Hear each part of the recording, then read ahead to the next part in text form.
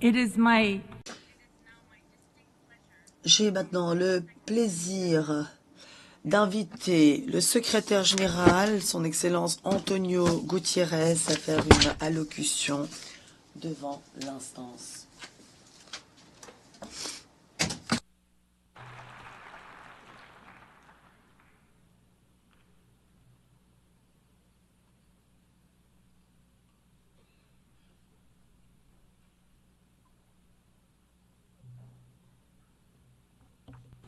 Madam Chair, distinguished Madame la Présidente, Mesdames et Messieurs les membres permanents de l'instance, bienvenue à la 24e session de l'instance permanente sur les questions autochtones et merci d'avoir porté sur la scène mondiale les droits, les aspirations et les idées des peuples autochtones.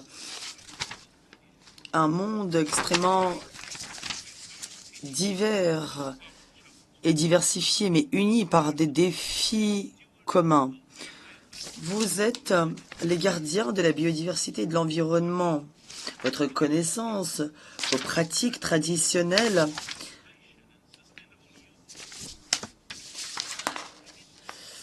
sont le reflet de votre volonté de vivre en harmonie avec la terre nourricière et les générations futures.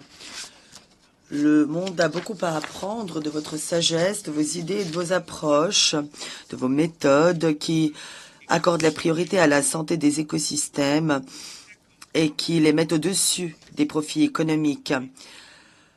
Face aux nombreux défis auxquels nous sommes confrontés, comme le fait de mettre en place des systèmes alimentaires durables et de passer à des modes de vie durables, bien plus encore, le monde ne vous apprécie pas toujours comme il devrait le faire, hélas. Mes chers amis, ces difficultés auxquelles vous êtes confrontés dans le monde sont selon moi un affront à la dignité et à la justice. C'est une source de grande tristesse pour moi, personnellement. Les femmes autochtones sont confrontées à des difficultés toutes particulières. Leur participation politique, les opportunités économiques auxquelles elles ont accès et leur accès aux services essentiels sont entravés. Je me suis rendue au Suriname il y a 3 ans et j'ai eu l'honneur de visiter les peuples Kalinia. J'ai pu voir comment les changements climatiques détruisent leurs terres et détruisent leur mode de vie. Les activités minières illégales visant à exploiter le mercure font des dégâts dans toute la région, empoisonnant et contaminant l'eau et les denrées alimentaires.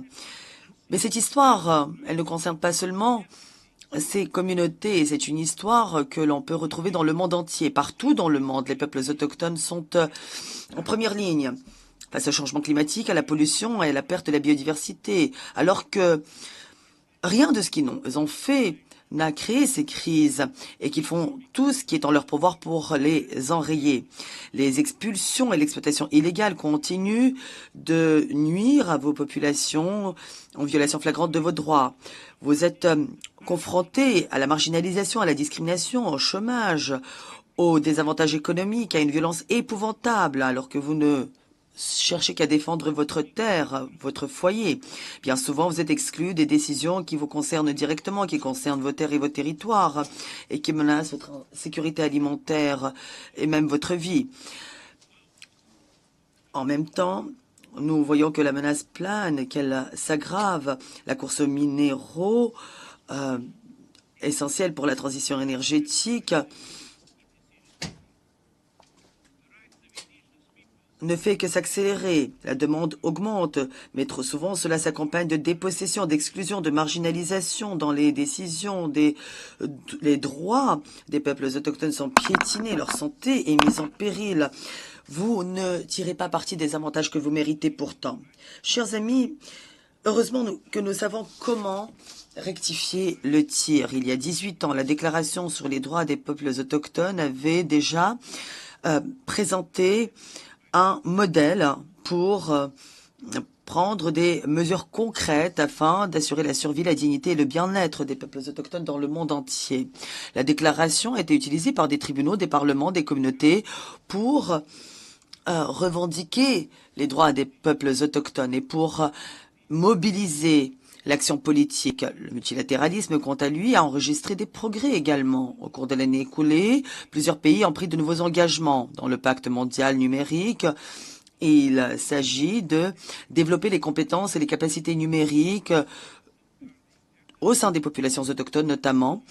Dans le pacte pour l'avenir qui appelle à reconnaître, respecter, promouvoir et protéger les droits des peuples autochtones, leurs territoires, leurs terres et leurs écosystèmes en préservant leurs traditions, leurs croyances spirituelles, leurs connaissances ancestrales, en le faisant notamment en les associant aux prises de décision et à la COP16 sur la biodiversité, les pays se sont engagés à créer un organe subsidiaire permanent, un espace permettant aux peuples autochtones et aux d'autres communautés de participer aux décisions sur la biodiversité. Et il y a également eu un accord sur le partage des avantages que présente l'information génétique numérique.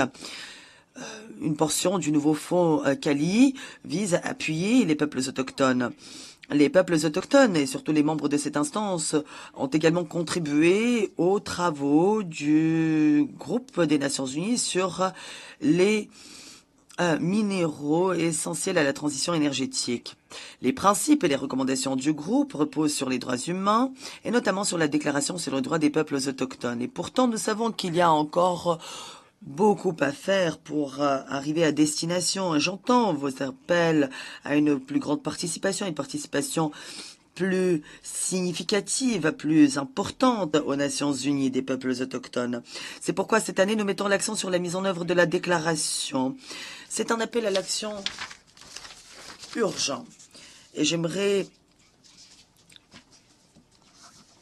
présenter 4 domaines prioritaires. D'abord, renforcer l'instance permanente. Il faut que les États membres permettent une représentation au plus haut niveau. Il faut renforcer le fonds d'affectation spéciale sur les questions autochtones en élargissant l'assiette de financement et en augmentant les contributions. Ceci est vital pour que l'instance puisse faire son travail et pour que la participation et la représentation à toutes les réunions internationales soient possibles. Deuxièmement, j'invite instamment les gouvernements et les institutions à faire en sorte que le leadership, les droits et les besoins des peuples autochtones soient reconnus et qu'ils donnent lieu à des actions concrètes. Dans un monde en constante évolution, il est particulièrement important que les gouvernements soient conscients des effets de leurs décisions sur les populations autochtones. Les gouvernements doivent honorer leurs obligations, celles notamment qui figurent dans la déclaration, et le faire sans plus tarder. Il faut que les peuples autochtones et surtout les femmes soient associés à toutes les décisions et que leur participation politique soit appuyée. Troisièmement, les bailleurs de fonds internationaux devraient prendre en considération les peuples autochtones en tant que priorité afin que les flux financiers soient alloués à leurs priorités, à leurs projets, dans le respect de leur autonomie. Et quatrièmement, j'exhorte les pays, entreprises et tous les autres acteurs à faire en sorte que les recommandations du groupe sur les minéraux essentiels à la transition énergétique soient mises en œuvre. Bientôt, nous lancerons le groupe consultatif d'experts de haut niveau pour accélérer l'action sur la création de valeur ajoutée, le partage des avantages et le commerce équitable. Les contributions et les besoins des communautés autochtones seront fondamentaux dans ce contexte. Mais je serai encore plus clair. L'énergie propre doit alimenter le progrès des droits en matière de droits des peuples autochtones.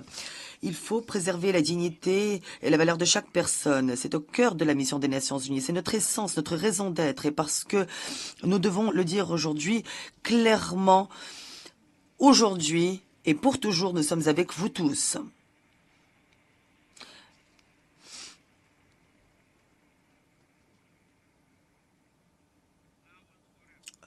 Aujourd'hui et pour toujours, nous sommes à vos côtés pour que vos droits deviennent réalité, pour que cette réalité soit concrétisée dans le monde entier. Merci.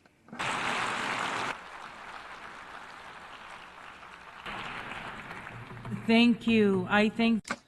Merci, je remercie le secrétaire général pour son allocution. Merci de votre présence.